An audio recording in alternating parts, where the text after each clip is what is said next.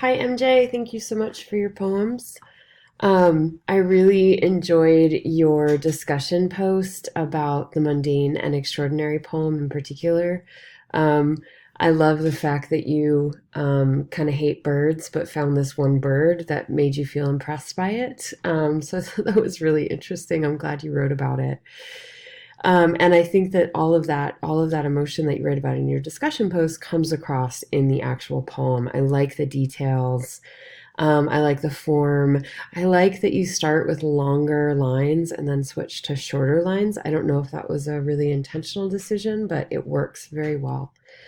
Um, the only part of the poem that feels a little bit awkward to me is this part, so I'm going to read it to you.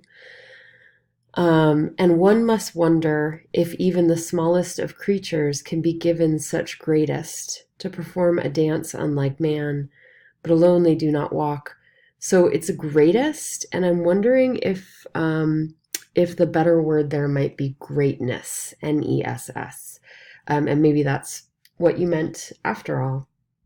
I also noticed that you didn't include any questions with your poems this week. So, just to keep in mind for next week, to please include two questions for each poem that you'd like your peers and I to give you feedback on. For this second prompt, so many other students wrote about a particular food, and I loved that you actually wrote about the fork. And I think there's something really sensual and tender about this poem. So many of the other poems were really funny, and humorous, and there's something about your poem in particular that is really just tender and sensual. Um, this sort of care that the fork has for the person who's using it is where like the tenderness comes in, and I really enjoyed that.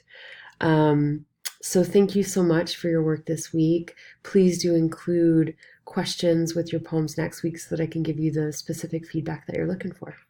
Okay, have a good day.